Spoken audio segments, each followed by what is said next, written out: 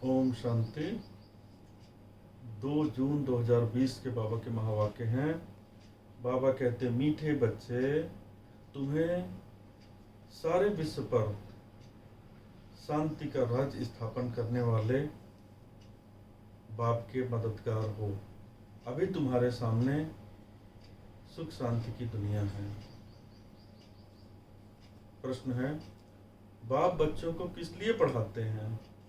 पढ़ाई का सार क्या है? उत्तर है, बाप अपने बच्चों को स्वर्ग का प्रिंस, विश्व का मालिक बनाने के लिए पढ़ाते हैं। बाप कहते हैं, बच्चे, पढ़ाई का सार है दुनिया की सब बातों को छोड़ दो।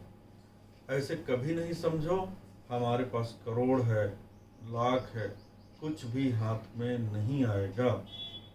अच्छी रीति पुरुषार्थ करो, पढ़ाई पर ध्यान दो। गीत है, आखिर वह दिन आया आज। ओम शांति। बच्चों ने गीत सुना, आखिर विश्व पर शांति का समय आया। सब कहते हैं विश्व में कैसे शांति हो, फिर जो ठीक राय देते हैं उन्हों को इनाम देते हैं। नेहरू भी राय देते थे, शांति तो हुई नहीं, सिर्फ राय देकर गए। अभी तुम बच्चों की बुद्धि में है कि कोई समय सारे विश्व भर में सुख, शांति, संपत्ति आदि थी। वह अभी नहीं है, अब फिर होने वाली है। चक्र तो फिरेगा ना। यह तुम संगम युगी ब्राह्मणों की बुद्धि में है। तुम जानते हो भारत फिर सोने का बनना है। भारत को ही गोल्डन स्पैरो, चिड़िया, कहा जाता है। भल महिमा तो करते हैं, परंतु सिर्फ कहने मात्र। तुम तो अभी प्रैक्टिकल में पुरुषार्थ कर रहे हो। जानते हो बाकी थोड़े रोज हैं, तो यह सब नर्क के दुख की बातें भूल जाती हैं। तुम्हारी बुद्धि में अब सुख की दुनिया सामने खड़ी है। जैसे आगे विलायत से आते थे तो समझते थे, अभी बाकी थोड़ा समय है पहुंचने में, क्योंकि आगे विलायत से आने में बहुत टाइम लगता था। अभी तो एरोप्लेन में जल्दी पहुंच जाते हैं। अभी तुम बच्चों की बुद्धि में है कि अब हमारे सुख के दिन आने हैं, जिसके लिए पुरुषार्थ कर रहे हैं। बाबा ने पुरुषार्थ भी बहुत सहज बताया है। ड्रामा अनुसार कल्प पहले मुआफिक, यह सर्टेन है। तुम देवता थे, देवताओं के कितने ढेर मंदिर बन रहे हैं। बच्चे जानते हैं यह मंदिर आदि बनाकर क्या करेंगे। बाकी दिन कितने हैं। तुम बच्चे नॉलेज की अथॉरिटी हो। कहा भी जाता है परमपिता परमात्मा सर्वशक्तिवान ऑलमाइटी अथॉरिटी है। तुम ज्ञान की अथॉरिटी हो, वह है भक्ति की अथॉरिटी। बाप को कहा जाता है ऑलमाइटी अथॉरिटी। तुम बच्चे नंबरवार पुरुषार्थ अनुसार बन रहे हो। तुमको सृष्टि के आदि मध्य अंत का ज्ञान है। जानते हो हम पुरुषार्थ कर रहे हैं बाप से वर्षा पाने का। जो भक्ति की अथॉरिटी है वो सबको भक्ति ही सुनाते हैं। तुम ज्ञान की अथॉरिटी हो तो ज्ञान ही सुनाते हो। सतयुग में भक्ति होती ही नहीं, पुजारी एक भी होता नहीं, पूज्य ही पूज्य है। आधा कल्प है पूज्य और आधा कल्प है पुजारी। भारतवासियों के लिए ही है, पूज्य थे तो स्वर्ग था, अभी भारत पुजारी नरक है। तुम बच्चे अब प्रैक्टिकल लाइफ बना रहे हो। नंबरवार पुरुषार्थ अनुसार सबको समझाते रहते हैं और वृद्धि को पाते रहते हैं। ड्रामा में पहले से ही नूंद है। ड्रामा तुमको पुरुषार्थ कराते रहते हैं, तुम करते रहते हो। जानते हो ड्रामा में हमारा अविनाशी पार्ट है। दुनिया इन बातों को क्या जाने। हमारा ही ड्रामा में पार्ट है। जो कहेगा वही समझेगा ना कि कैसे हमारा इस ड्रामा में पार्ट है। यह सृष्टि चक्र फिरता ही रहता है। यह वर्ल्ड की हिस्ट्री, ज्योग्राफी तुम्हारे सिवा और कोई को मालूम नहीं। ऊंचते ऊंच कौन है दुनिया में कोई नहीं जानते हैं। ऋषि मुनि आदि भी कहते थे हम नहीं जानते, नेति नेति कहते थे ना। अभी तुम बच्चे तो जानते हो वह रचता बाप है और हमको पढ़ा रहे हैं। यह भी बाबा ने बार बार समझाया है कि यहाँ जब बैठते हो तो देही अभिमानी होकर बैठो। एक बाप ही राजयोग सिखलाते हैं और वर्ल्ड की हिस्ट्री ज्योग्राफी समझाते हैं। बाप कहते हैं मैं कोई थॉट रीडर नहीं हूँ, इतनी बड़ी दुनिया है, इनको क्या बैठ रीड करेंगे। बाप तो खुद कहते हैं मैं ड्रामा की नूंद अनुसार आता हूँ तुम्हें पावन बनाने। ड्रामा में मेरा जो पार्ट है वही बजाने आता हूँ, बाकी मैं कोई थॉट रीड नहीं करता हूँ। बतलाता हूँ मेरा क्या पार्ट है और तुम क्या पार्ट बजा रहे हो। तुम यह नॉलेज सीखकर दूसरों को सिखला रहे हो। मेरा पार्ट ही है पतितों को पावन बनाना। यह भी तुम बच्चे जानते हो। तुम तिथि तारीख आदि सब जानते हो, दुनिया में कोई थोड़े ही जानते हैं। तुमको बाप सिखला रहे हैं, फिर जब यह चक्र पूरा करेंगे तब फिर बाबा आएंगे। उस समय जो सीन चली वह फिर कल्प बाद चलेगी, एक सेकंड न मिले दूसरे से। यह नाटक फिरता रहता है।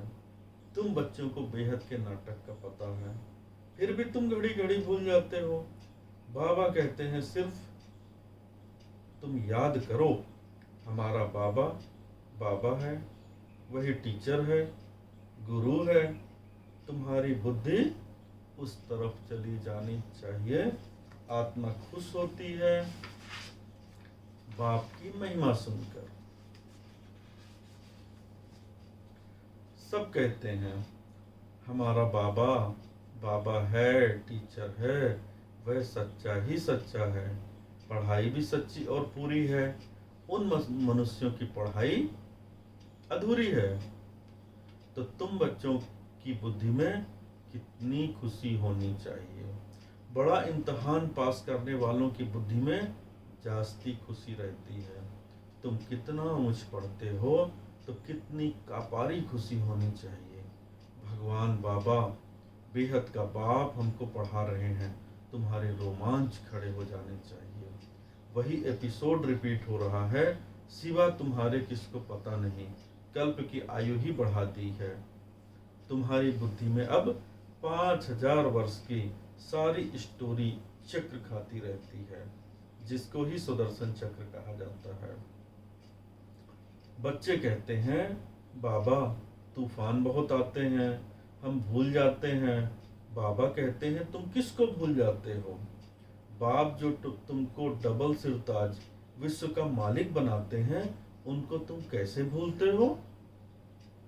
दूसरे किसको भूलते नहीं हो। स्त्री, बाल बच्चे, चाचा, मामा, मित्र, संबंधी आदि सब याद हैं, बाकी इस बात को तुम भूलते क्यों हो। तुम्हारी युद्ध इस याद में है। जितना हो सके याद करना है। बच्चों को अपनी उन्नति के लिए सवेरे सवेरे उठ बाप की याद में सैर करना है। तुम छतों पर व बाहर ठंडी हवा में चले जाओ। यहाँ ही आकर बैठना कोई जरूरी नहीं है, बाहर भी जा सकते हो। सवेरे के टाइम कोई डर आदि की बात नहीं रहती है। बाहर में जाकर पैदल करो, आपस में यही बातें करते रहो। देखो कौन बाबा को जास्ती याद करते हैं, फिर बताना चाहिए कितना समय हमने याद किया, बाकी समय हमारी बुद्धि कहाँ कहाँ गई। इसको कहा जाता है 1-2 में उन्नति को पाना। नोट करो कितना समय बाप को याद किया। बाबा की जो प्रैक्टिस है वह बतलाते हैं। याद में तुम 1 घंटा पैदल करो तो भी टांगें थकेंगी नहीं। याद से तुम्हारे कितने पाप कट जाएंगे। चक्र को तो तुम जानते हो। रात दिन तुमको अब यही बुद्धि में है कि हम अभी घर जाते हैं। पुरुषार्थ करते हो। कलयुगी मनुष्यों को जरा भी पता नहीं है मुक्ति के लिए कितनी भक्ति करते रहते हैं। अनेक मतें हैं, तुम ब्राह्मणों की है ही एक मत। जो ब्राह्मण बनते हैं उन सबकी है कौन सी मत? श्रीमत। तुम बाप की श्रीमत से देवता बनते हो। देवताओं की कोई श्रीमत नहीं है। श्रीमत अभी ही तुम ब्राह्मणों की को मिलती है। भगवान है ही निराकार, तो तुमको राजयोग सिखलाते हैं, जिससे तुम अपना राज्य भाग ले कितना ऊंच विश्व के मालिक बनते हो। भक्ति मार्ग के वेद शास्त्र आदि कितने ढेर के ढेर हैं, परंतु काम की सिर्फ एक गीता ही है। भगवान आकर राजयोग सिखलाते हैं, उनको ही गीता कहा जाता है। अभी तुम बाप से पढ़ते हो, जिससे स्वर्ग का राज्य पाते हो। जिसने पढ़ा उसने लिया, ड्रामा में पार्ट है ना। ज्ञान सुनाने वाला ज्ञान सागर एक ही बाप है। वह ड्रामा प्लान अनुसार कलयुग के अंत, सतयुग के आदि के संगम पर ही आते हैं। कोई भी बात में मूंझो नहीं, बाप इसमें आकर पढ़ाते हैं और कोई भी पढ़ा ना सके। यह दादा भी आगे कोई से पढ़ा हुआ होता तो और भी उनसे पढ़े हुए होते। बाप तो कहते हैं इन गुरुओं आदि सबका उद्धार करने में आता हूं। अभी तुम बच्चों की एम ऑब्जेक्ट सामने खड़ी है। हम ये बनते हैं, यह है ही नर से नारायण बनने की सत्य कथा। इनकी फिर भक्ति मार्ग में महिमा चलती है, भक्ति मार्ग की रस्म चली आती है। अभी यह रावण राज्य पूरा होना है। तुम अभी दशहरा आदि में थोड़े ही जाएंगे। तुम तो समझाएंगे यह क्या करते हैं, यह तो बेबीज का काम है। बड़े बड़े आदमी देखने जाते हैं रावण को कैसे जलाते हैं। यह है कौन, कोई बता न सके। रावण राज्य है ना। दशहरे आदि में कितनी खुशी मनाते हैं, जिसमें रावण को जलाते आते हैं। दुख भी चला आता है, कुछ भी समझ नहीं है। अभी तुम समझते हो हम कितने बेसमझ थे। रावण बेसमझ बना देते हैं।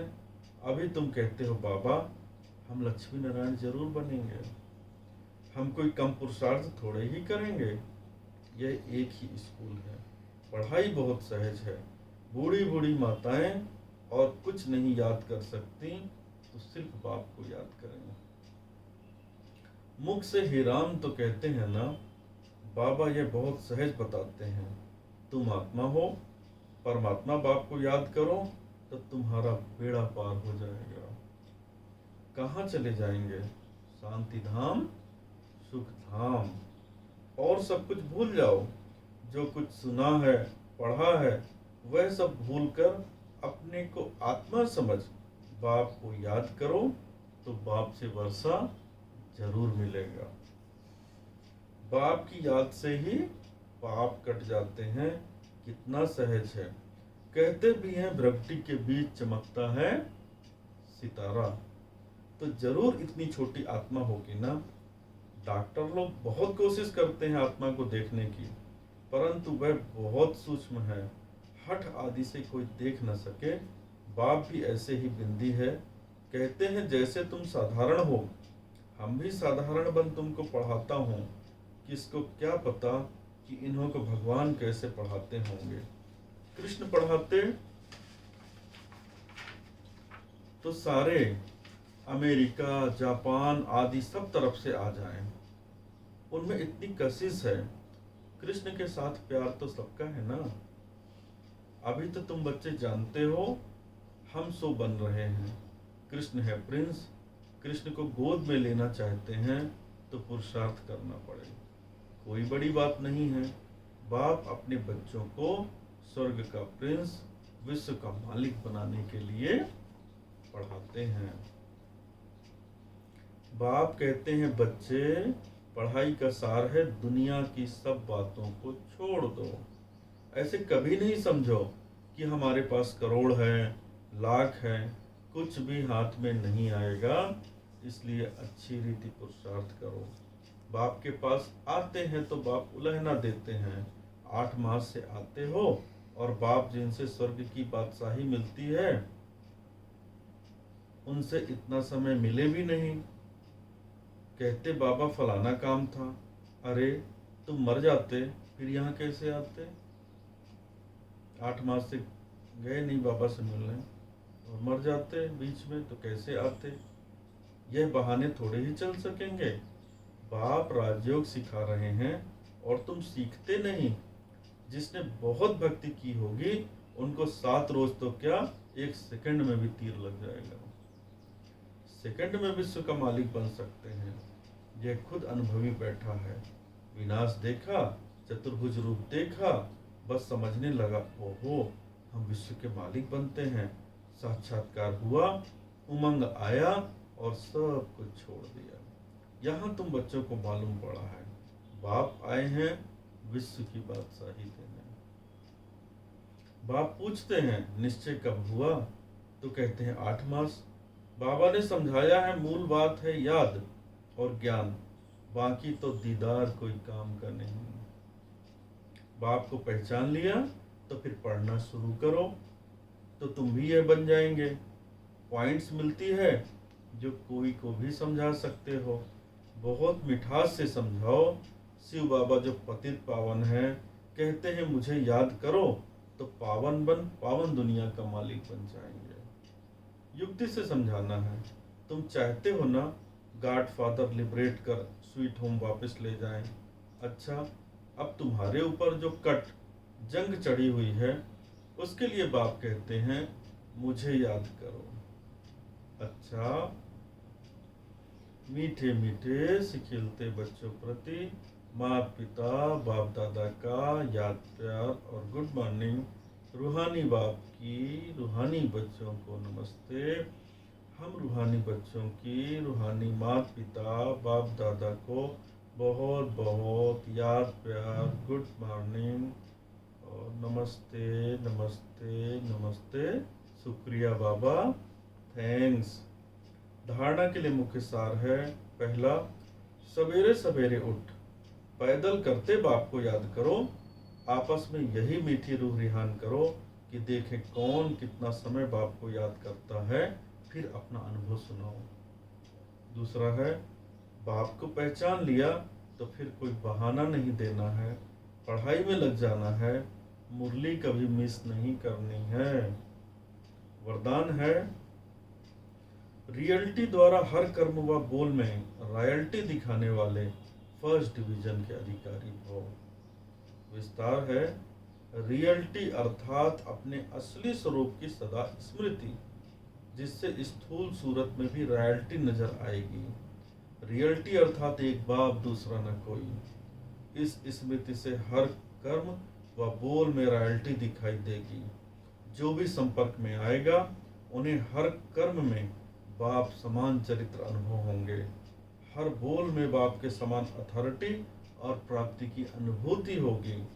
उनका संग रियल होने के कारण पारस का काम करेगा। ऐसी रियलिटी वाली रॉयल आत्माएं ही फर्स्ट डिवीजन के अधिकारी बनती हैं।